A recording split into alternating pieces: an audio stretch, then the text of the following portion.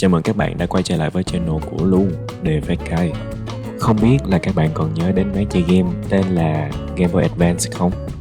Đó là máy chơi game gắn liền với tuổi thơ của mình. Khi mở máy chơi game đó lên, dòng chữ Game Boy, logo của Nintendo cũng như là âm thanh đã xuất hiện một cách rất đặc trưng mà cho đến tận bây giờ mình vẫn còn nhớ. Trong tutorial hôm nay, hãy cùng mình remake lại logo animation của dòng máy chơi game này. Và một bật mí nho nhỏ đó là tuy nhìn cách xuất hiện đơn giản, tuy nhiên để làm giống 100%, các bạn cũng phải để ý rất là nhiều chi tiết trong cái phần logo animation này nha. Hãy cùng xem nào.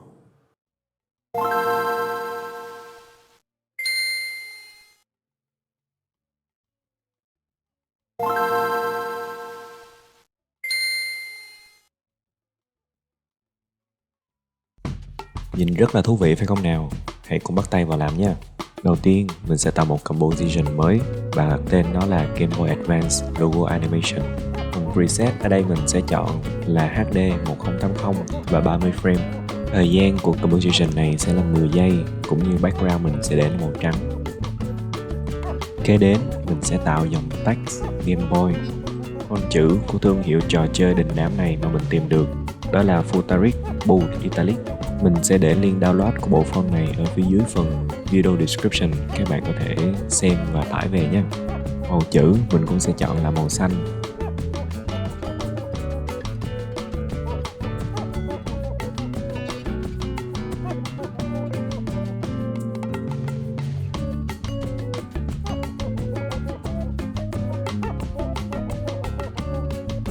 Sau khi đã nhập xong dòng chữ Game Boy, các bạn có thể vào phần Align để căn chỉnh dòng chữ này vào chính giữa khung hình. Tuy nhiên, trong mặc định của bộ font, khoảng cách giữa các ký tự đang tương đối rộng. Vì vậy, mình sẽ vào lại phần Character, rê chuột vào phần Tracking và kéo giá trị này về phía tay trái để làm giảm khoảng cách. Mình sẽ điều chỉnh tương tự sao cho các ký tự trong dòng chữ Game Boy nhìn cân đối với nhau. Và dòng chữ Game Boy này sẽ là dấu mốc cho từng ký tự. Bắt đầu từ đây, lần lượt mình sẽ tạo từng chữ cái, chuyển động và quay lại như vị trí trong composition này. Mình sẽ bắt đầu với chữ G đầu tiên nha. Sau khi tạo xong chữ G này, mình sẽ kéo vị trí của chữ G đúng về với lại vị trí của chữ Game Boy.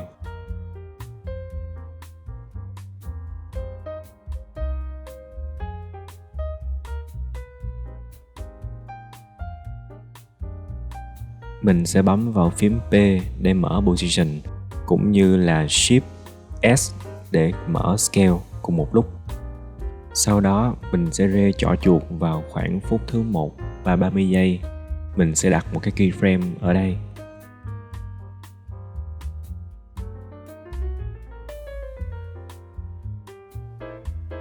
Quay trở lại với giây 0, mình sẽ scale chữ G này lên với giá trị là 220. Cũng như là mình sẽ kéo vị trí của chữ G này ra bên ngoài để cho chuyển động của chữ G này như được xuất hiện từ bên ngoài composition xuất hiện vào.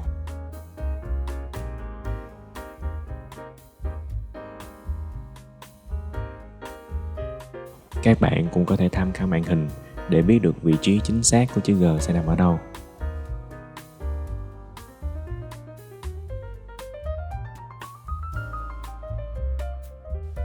Và về cơ bản, chúng ta sẽ có một cái chuyển động như thế này.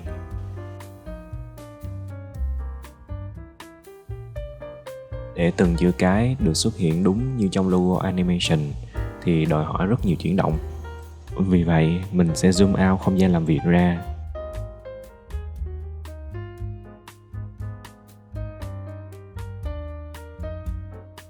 Và vào giây số 1, mình sẽ đặt một cái keyframe ở chỗ position ở đây.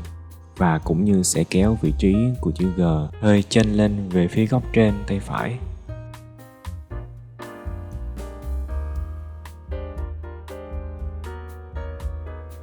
Ở đây mình sẽ zoom lên một tí để các bạn có thể dễ nhìn.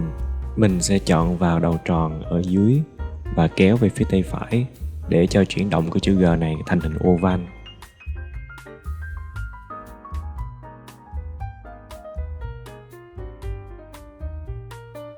Và để cho chuyển động của chữ cái thật sự giống như trong logo animation thì mình sẽ điều chỉnh một tí vị trí của chữ G. Cụ thể là sau khi xuất hiện từ bên ngoài composition mà xuất hiện vào, thì chữ G sẽ được di chuyển chênh lên phía góc tay phải phía trên một tí, sau đó di chuyển chéo xuống và đi ô bên trái. Đó sẽ là chuyển động chi tiết nhất. Tiếp theo là chuyển động bouncing của chữ G. Thì với chuyển động bouncing này, mình sẽ có 3 độ cao khác nhau. Các bạn có thể làm lần lượt như mình. Đó là đầu tiên đặt một cái keyframe ở vị trí cao nhất. Sau đó quay trở lại vị trí ban đầu, đặt một keyframe. Tiếp theo là đặt một keyframe ở độ cao số 2 và một keyframe tiếp nữa ở vị trí ban đầu. Tương tự như vậy, ở độ cao số 3 mình cũng sẽ đặt một cái keyframe và đặt tiếp tục một cái keyframe ở vị trí ban đầu. Tổng kết lại, chúng ta sẽ có một chuyển động như thế này.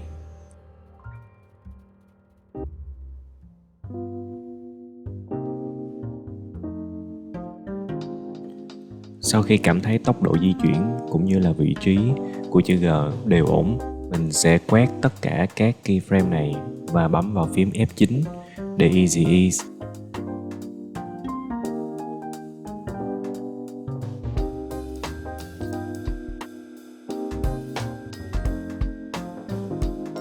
Cũng như là mở Graph Editor lên. Trong phần Graph Editor này, các bạn có thể thấy đồ thị gia tốc này sẽ làm cho chuyển động của chữ G bị ngắt quãng. Vì vậy, các bạn sẽ chọn vào điểm giao của mỗi đồ thị parabol, kéo các điểm giao này lên trên. Mình cũng sẽ làm tương tự như vậy cho tất cả các điểm giao.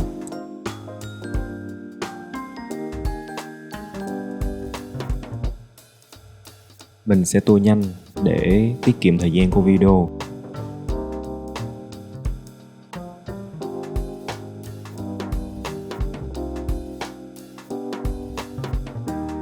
Và sau khi điều chỉnh lại gia tốc, chúng ta sẽ có một hiệu ứng như thế này. Trông khá là giống như ý của mình, cho nên mình sẽ đi qua bước tiếp theo. Các bạn hoàn toàn có thể tự do sáng tạo về mặt tốc độ cũng như là về gia tốc. Tiếp theo sẽ là hiệu ứng về màu sắc. Các bạn có thể bấm vào phím U trên bàn phím để mở hết tất cả các keyframe. Và trong đây mình sẽ chọn là Animate, View Color và RGB. Hiệu ứng này sẽ cho phép mình đổi màu liên tục của chữ G bằng cách là đặt các keyframe ở các thời điểm khác nhau và đổi màu ở các keyframe đó. Thì ở đây keyframe đầu tiên mình sẽ đặt nó là màu hồng, tiếp theo đó sẽ là màu đỏ và cũng như là màu vàng, rồi màu xanh lá cây và cuối cùng sẽ là màu xanh, là cái màu chủ đạo của logo. Cũng không quên là mình sẽ quét tất cả các keyframe và bấm vào phím F9 để Easy Ease tất cả các keyframe này, thì chuyển động của màu sắc sẽ được mượt hơn. Hãy cùng mình xem lại nha.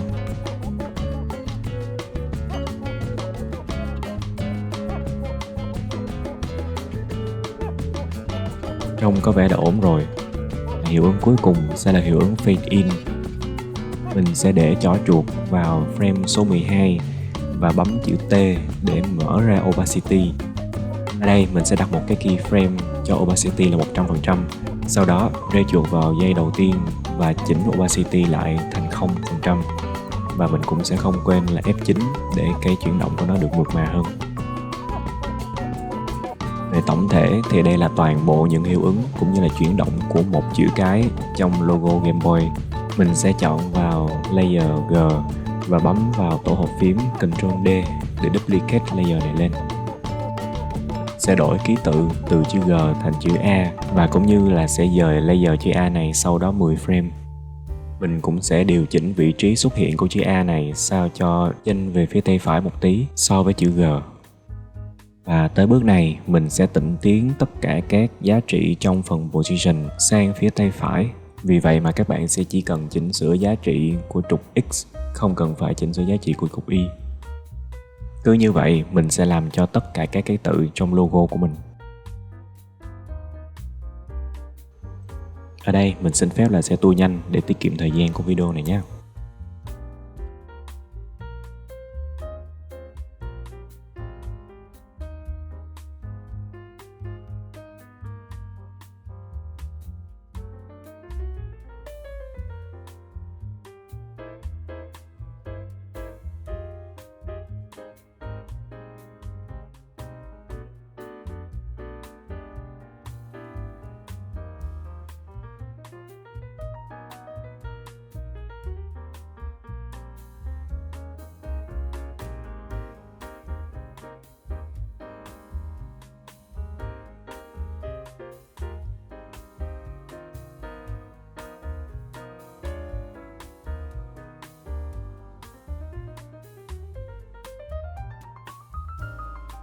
Sau khi đã hoàn tất tất cả các ký tự còn lại thì chúng ta sẽ có một cái hiệu ứng cho logo Game Boy chúng ta như thế này.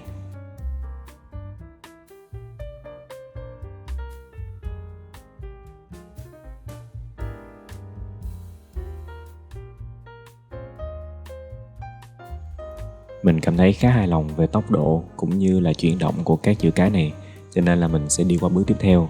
Mình sẽ chọn tất cả các layer và bấm chuột phải chọn vào Pre-Compose, và mình sẽ đặt tên cho composition mới này là Text Edit, như là mình sẽ chọn vào Move all attributes into the new composition.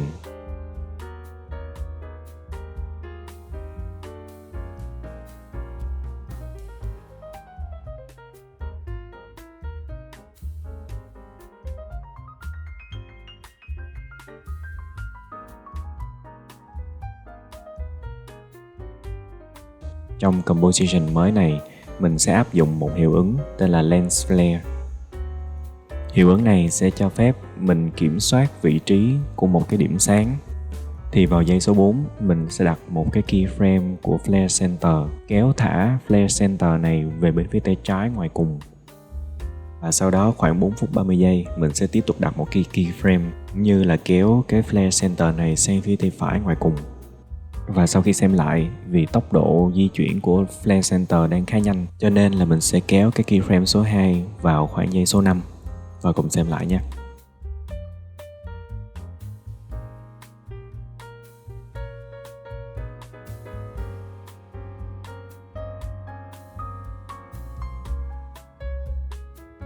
Trông rất là ổn, cho nên mình sẽ đi qua bước cuối cùng, đó là edit cái hiệu ứng cho dòng chữ Nintendo. Ở đây mình sẽ tạo một cái text mới, và bộ phông của chữ Nintendo này sẽ là Pretendo. Mình cũng sẽ để ở phía dưới phần video description để các bạn có thể tải về mà thực hành. Thì trong logo Game Boy Advance này, dòng chữ Nintendo sẽ có màu hồng để tạo ra màu sắc tương phản cho phần intro. Mình cũng sẽ vào phần Align để điều chỉnh cho dòng chữ Nintendo này ở phía giữa màn hình. Mình sẽ để trỏ chuột vào khoảng giây số 4 và áp dụng một hiệu ứng tên là CC Light Sweep. Và mình sẽ điều chỉnh một vài thông số trong cái hiệu ứng này như sau.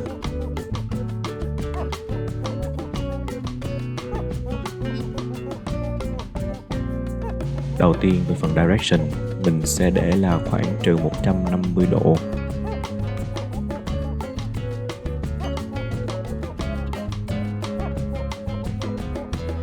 Shape mình sẽ chọn là Smooth. Phần Sweep Intensity mình sẽ để là 100. Và cũng như là Edge Thickness mình sẽ để là số 0. Kế đến là mình sẽ để một cái keyframe vào phần Center. Mình sẽ kéo cái Center này về phía tay trái ngoài cùng. Tiếp theo là vào giây số 5, mình sẽ kéo cái Center này sang phía tay phải. Thì thao tác vừa rồi sẽ cho chúng ta một hiệu ứng, đó là có một cái luồng ánh sáng từ bên trái sẽ chạy qua sang bên phải. Và đó là tất cả các bước để mình có thể tạo ra logo Game Boy Nintendo huyền thoại. Nếu như các bạn thấy cái tutorial này hay và cũng như là thú vị, đừng quên để lại cho mình một subscribe cũng như một like. Ngoài ra, các bạn cũng có thể comment cho mình ở phía dưới những cái effect hay là những cái logo animation nào mà các bạn thật sự muốn tìm hiểu tới, để mình có thể tiếp tục chia sẻ về các tutorial đó trong tương lai nha. Cảm ơn các bạn đã xem tutorial này. Peace!